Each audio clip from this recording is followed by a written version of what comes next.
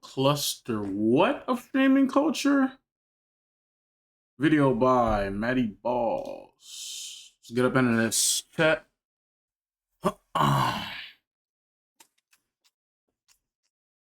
get up in this. I'm like,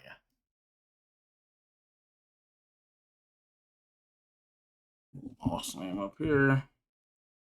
Unless you've been living under a rock, it's pretty apparent that live streaming is one of the biggest avenues for content in the world. From creators like Speed performing at the World Cup Finals to Kai Cenat hosting Streamer University with some of the biggest people on the internet, live streaming is a pretty big deal these days. But because of all the hype around streaming, it's also resulted in an environment where some streamers are willing to do anything for views. From people harassing others in public and filming people without their consent, to committing crimes and even shooting people, streaming culture has become pretty toxic. So today, I wanted to look into the dark side of live streaming. If you've been on the internet throughout the past few years, you've probably noticed the live streaming takeover. However, as fast as the content has grown, it wasn't overnight. Now, I could go super into detail about how streaming got to where it is, but that's all kind of boring, so I'm just gonna brush over it. IRL streaming and stuff like that dates back pretty far, but around then it was only a few guys since the tech wasn't great and vlogs were dominating. And at first, as many of you probably know, gaming was what viewers flocked to. For most viewers, their first experience with live streaming content was probably gaming. And it stayed like that for a while. You know, you had guys like Syndicate, Soda Poppin', and all these other names that flourished during the 2010s. As time progressed, things continued to change and evolve. The Just Chatting section on Twitch is where people did IRL stuff for a bit, but it was mostly gooner stuff like hot tub streams. However, some Just Chatters did IRL streams, people like Ice Poseidon. Also around this time, guys like Ninja took the gaming side of things to the next level, hosting Fortnite streams with some of the biggest celebrities in the world and bringing in millions of eyes. I mean, Drake, Travis Scott, and Juju Smith-Schuster all on one squad was pretty crazy. Drake, every time you get a kill, the entire chat is just saying God's plan. And for a long time, this was the most popular niche. But under the surface, IRL streams were bubbling up. It started with guys like Aiden Ross and Kai Cenat, who did all sorts of crazy things on their streams, had celebrity guests, and things like that. As streaming continued to grow bigger and bigger, it was these content creators that flourished. And while gaming still does perform pretty well, it became clear that that was no longer the number one. Because of all this hype, innovation was inevitable. You had Speed, the FaZe guys, Kai, Neon, and a multitude of others that grew brands that commanded sponsorships worth hundreds of thousands, sometimes even millions of dollars, which is honestly pretty cool considering where live streaming started. As you guys probably already know, streaming is huge, and alongside podcasting and thanks to TikTok and Instagram Reels, it's one of the biggest content industries there is right now. And I think one thing that really demonstrates how crazy live streaming can get, especially IRL streaming, are subathons. Subathons are a combination of subscription and marathon, where the stream continues if people You got my blank. I'm working right now. So, I see. yo, what you need, bro?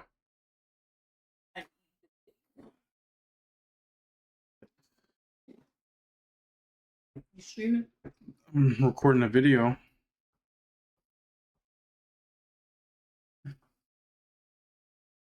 Are you gonna cut this stuff out? Yeah, well, I wasn't planning on doing it, but now I have to. Boom. My bad.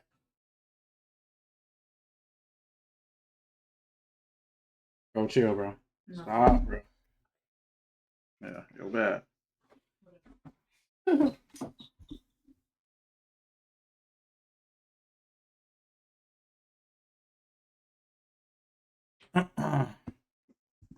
I'm back.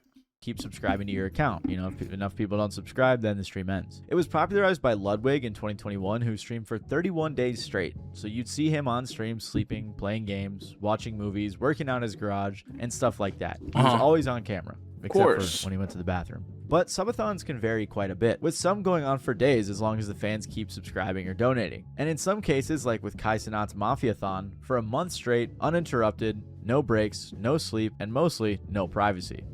Miles, can you tell me what motivates you, or who motivates you? Your mom, nigga.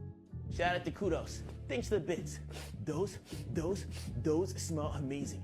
You sound like a No, I'm from the suburbs. The difference between Ludwig, Subathon, and Kai's Yeah, is wow. the scale. We went from mostly gaming and just chilling a bit to now having tons of celebrities like Kevin Hart and Drewski guest starring, tons of other streamers, and all sorts of crazy things going on. I think the best comparison is like it's a modern day iCarly. That's really what it feels like. And with Kai Cenat raising the Definitely. bar so high, there have been a ton of other streamers that are attempting to match the viral content that he's putting out, which has created another meta for these IRL streams, and that is called clip farming. Now, to some degree, the entire point of live streaming is authenticity, because you're watching it all live. It's supposed to be real, you know? And it Yeah. can't be edited, so it's going to be raw and straight from the heart. But what happens when nothing that interesting is going on? Well, similar to reality TV, moments are scripted, curated, or forced. You could just be doing something funny, corny, extra, or even dangerous, and usually it's just jokes like FaZe Adapt, who pretends to be dumb for a funny clip on a stream. Not for a while. I pushed it back this year. Oh, really? Yeah. What month?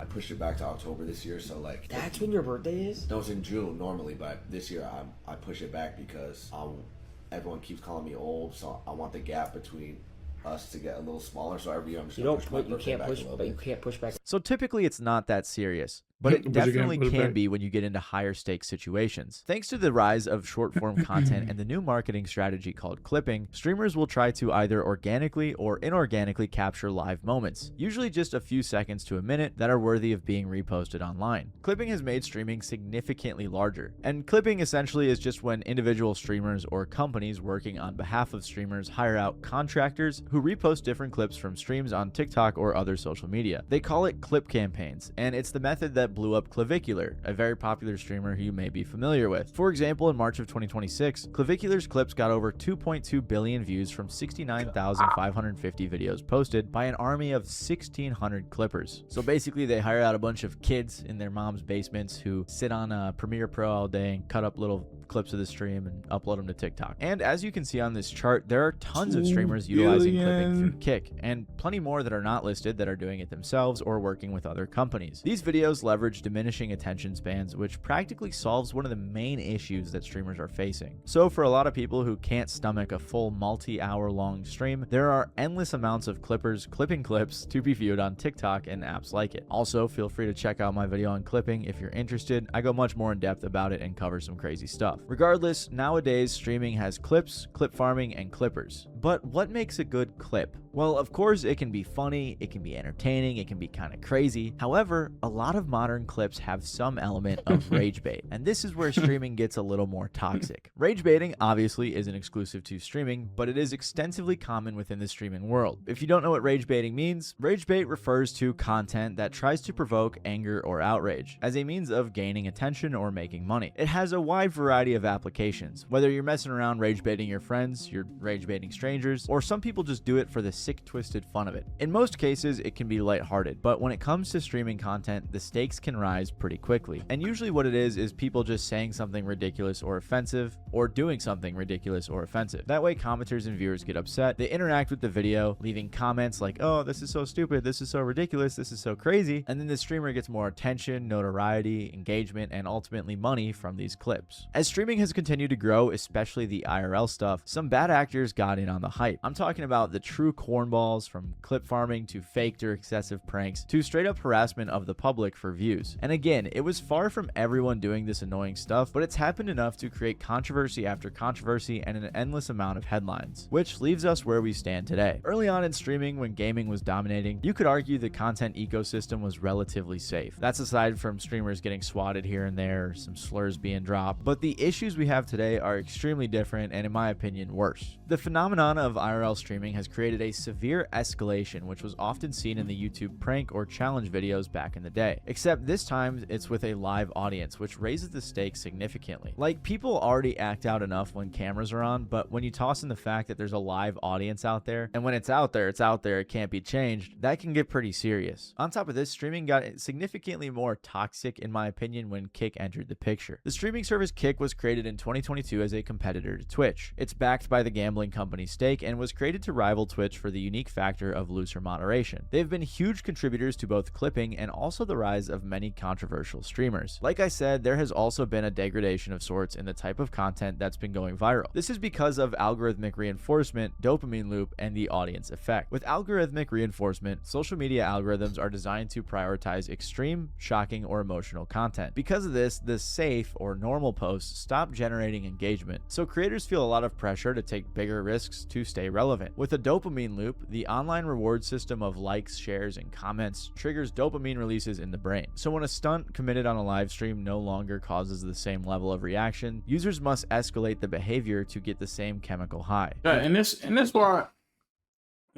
of the reasons why people be clip farming so much, bro. Because like y'all only click on the stuff that like y'all only click on like the eye-catching stuff, like the what is it called, chat? The unskippable thumbnail theory. Like it'll be something like it'll be something crazy on the thumbnail. Like, what's the recent one? Can Kevin Durant has he pulled over Galactus?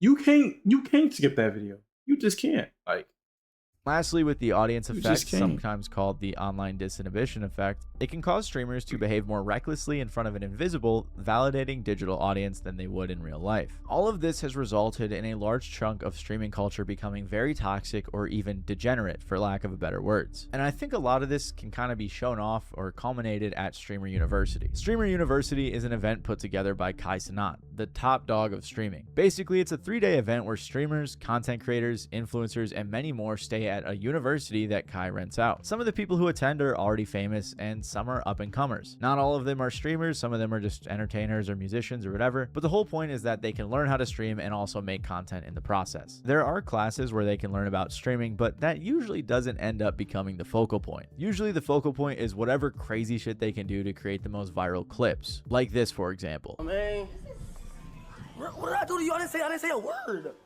I know you walked away from me. Oh my God, what happened? Yeah. What are you talking about?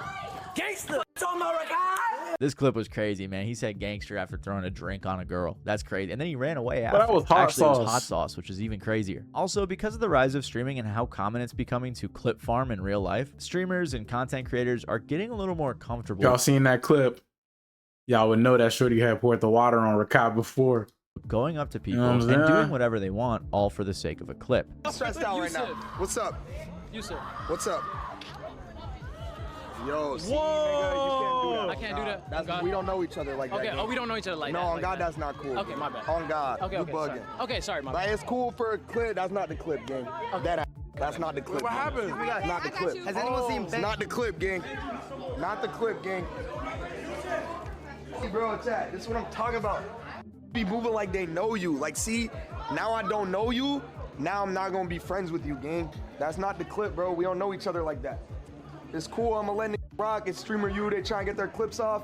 That's not the clip, bro. I don't like that. Of course, a lot of this rage baity stuff ends up being staged, you know, as a form of clip farming. Like this clip where Kai Cenat got into a fight with some random streamer. Hey, you gonna call Suburb Baby a random? You see how he grabbing caught? You see how he got kind of choke. Hold on, let him know something. Let him know something. Yeah, get that. Yeah. But I don't think Streamer Okay. University itself is the problem. You see how I got in that water though. See how he got in that water? As crazy as it is, all the people involved in Streamer University know what they're with signing nobody. up for. The real Playing problem with is that a lot of nobody. the people consuming this sort of content who want to become the next big streamer will see all the crazy stomach. things going viral and try to recreate it on their own. Sadly, a big part of pushing the line for views has included creators straight up harassing random people on the street. This has been enabled and normalized in part thanks to the rise of Meta glasses, which is Meta and Ray-Ban's collaborative pair of glasses that can record people, often without their knowledge or consent. consent. According to BBC, wearers, often young men, get people to sign fake petitions or retail workers to smell candles sprayed with bad odors. Sometimes they steal food as it's being handed over at a drive-thru and record their sprint. What's arguably worse, though, is women leaving the beach, going into a shop, or simply standing outside are now being approached by men usually wearing Meta's Ray-Bans, often in order to film the women's responses to casual questions or pickup lines without their knowledge or consent. The women only find out about the videos of them after they gain traction and often abuse online.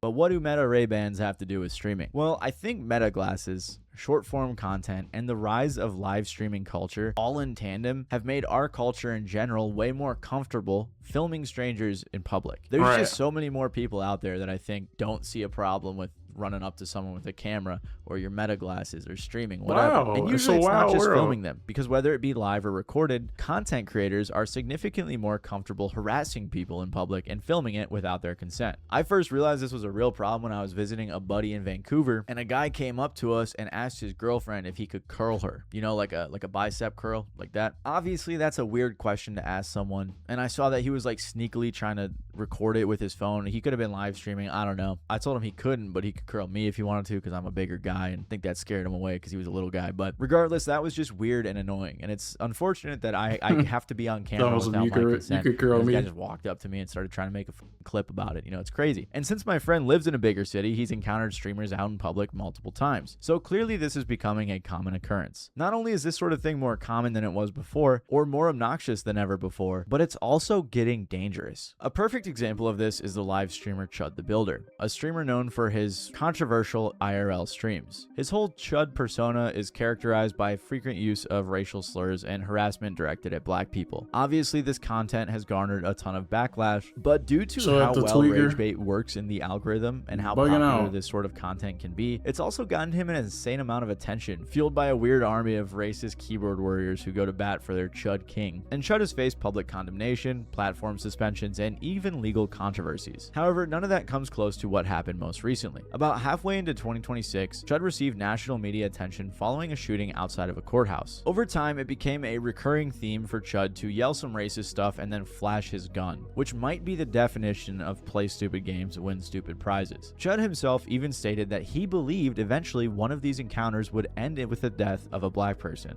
You don't like looking ugly? Shut up. Come on, come do something. Come do something. Pull up. Yeah, walk up. That's what I thought. They chipping out. He has a gun in his pocket. I'm being so serious. When you run up on this man and you're mad about the racist stuff he says to you, if you know, control yourself like a human. That wouldn't even be anything that moves. The first big incident came in early May when someone knocked his hat off, so he began pepper spraying them while calling them racial. Chud. You know, he pick and choose where he do this at, because he ain't did this in Chicago. He ain't did this where I'm from. Because if he did, we would have heard about it. He ain't did this way, and we wouldn't have heard about it from his stream. We would have heard about it from the news. He ain't do this where I'm from. You would have got smoked, boy. Slurs. This went viral and added even more fuel to the fire. And while his haters grew, due to all the attention, his supporters did as well, pushing him to do crazier and crazier. It's like tasteless. Like, it's tasteless content. You out here rage baiting people, and you got a gun, and you control yourself. Like, you just doing that so people could attack you, so you could legally get away with killing somebody. That's racist. And you trying to, you know what I'm saying? You egging people on so that they could smoke. And I'm telling you, he lucky he in prison or he in jail, because he would have kept doing this. He would have ran up on the wrong person. They would have smoked him. I ain't gonna lie. Things. On the afternoon of May 13th, Chud was scheduled to appear in court over an alleged $3,000 debt owed to a credit card company. Outside the courthouse, he became involved in an altercation with a black man, and during the confrontation, Chud drew a handgun from his jacket pocket and fired multiple shots at the guy. Reports also state that Chud accidentally shot himself in the arm during the incident as well, which is pretty funny. That's kind of deserved, I think. So police arrested him and charged him with attempted murder, employing a firearm during a shot yourself, like skill issue. Like, how bad are you? dangerous felony, aggravated assault, and reckless endangerment with a deadly weapon. His bail was set at $1.25 million, and an expected controversy ensued. The internet did what it does, and Chud started a fundraiser, and a bunch of his racist fans gave him a bunch of money. And on top of this, he created a meme coin which skyrocketed in value. And honestly, this Chud the Builder guy just seems like the worst possible culmination of internet degeneracy, but in real life, on a live stream. Immediately following the viral moment, this became a heavily politicized thing, and I'm not going to focus too much into the specifics of Chud's case since that's not the objective of the video. The point of bringing him up though is to demonstrate the broader growth of online racism, rage bait content, engagement farming, and how all of this can come together in IRL streaming and become actually dangerous. And this is far from the only instance. Just recently in Denver, a similar situation went down which resulted in the creator and the random guy being shot. Blood out, yeah, blood out, bro. Blood out, gonna do jail. And if you think videos like these will help deter people from So explain to me, why are you walking up to somebody with a gun, he got fire in his hand and you walking up to him, provoking him with a camera? Like, what? What is wrong with you? What are you doing? Idiot. Like, why would you do that? You're dumb. Like, what we to these people, bro? Think again, because you're being way too rational. I mean, there was a super viral incident a few years ago where a YouTuber was harassing a delivery driver and the guy just shot him. Is a guy named Alan Coley, and he's holding a bag of food he just picked up at the food court at the Dulles Town Center in Virginia. At one point, the 31-year-old Coley shoves the phone out of his face. But the prankster, 21-year-old Tanner Cook, is unrelenting. Stop.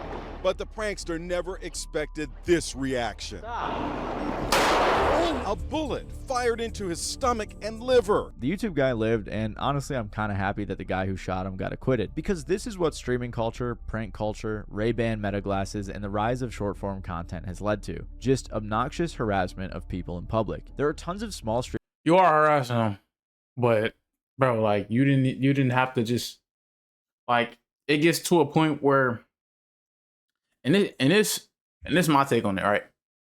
You don't know who exactly you trying to get a clip off of, and you don't know how high their tolerance level is, because this guy, he clearly doesn't have a barrier level of tolerance that most people would have.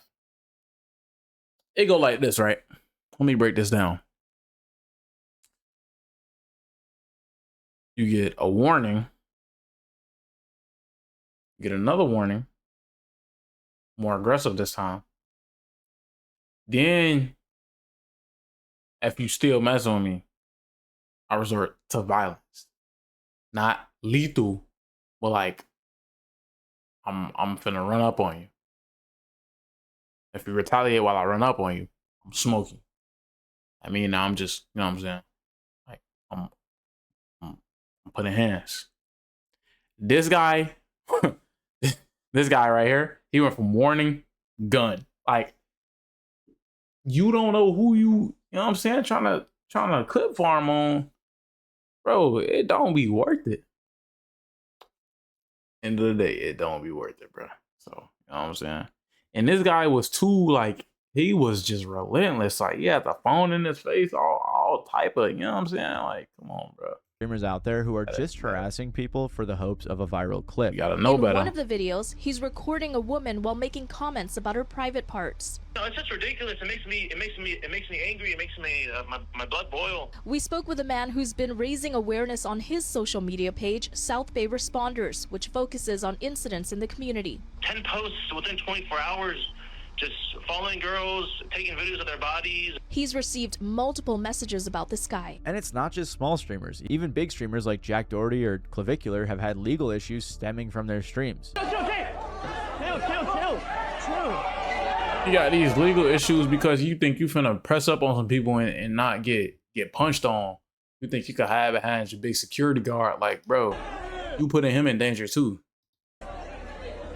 With Jack blocking traffic and resisting arrest on stream, to Clavicular shooting an alligator on stream for some reason, or the whole Johnny Somali situation where he got sentenced to jail in South Korea for kissing a statue that honored women who were forced into sexual slavery by Japan during the war. I think you guys are probably getting the point by now. but streamers at this point just seem to be doing the craziest things possible, hoping for the most viral clips, all with the objective of becoming the biggest streamer. I think No a good moral example of compass at this all. is Neon. Neon started out as one of those No rage bait, moral like compass super at degenerate all, streamers. brother. He also associated himself heavily with Aiden Ross, who was very controversial at the time. And once he got pretty popular, it seemed like he kind of toned down the craziness and tried to be like a regular streamer, and he would collaborate with people, be more nice to people, you know, just try to be more of a regular guy, which kind of shows me that the method or the meta of doing like crazy stuff for views, getting all the engagement, and then just pivoting to Yeah, I be hearing that Neon cool off stream. You know what I'm saying? But Neon don't, I ain't gonna lie. Neon, he used to be like, I don't be, nah, keep in mind, I don't be watching all his streams, right? But what I'm hearing is that Neon used to be, you know what I'm saying, he used to be like a rage baity, like, you know what I'm saying, the squeaker archetype, right?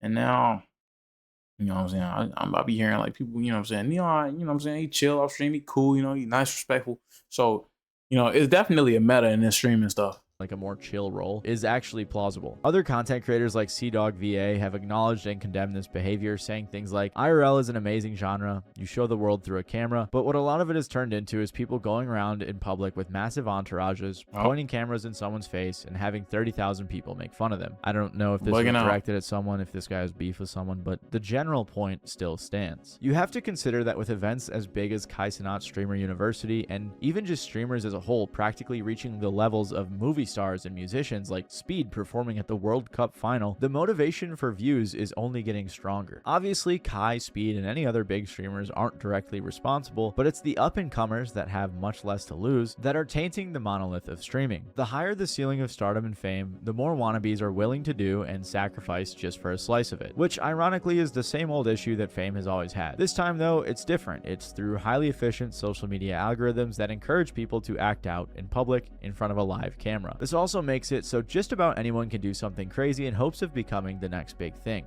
The main way that these people have gotten so popular is thanks to clipping, and it's actually surprising how big of an industry it is and how dangerous and deceptive that industry can actually be. So if you'd like to learn more, the dead internet theory has come true. I ain't gonna lie, yeah, bro. Like you see all the, you know what I'm saying, all the dead theory. You know, it's bad, bro. I ain't gonna lie, it's definitely bad. Like I be seeing it, bro. I be seeing it. But yeah, bro. Yeah, that's that video.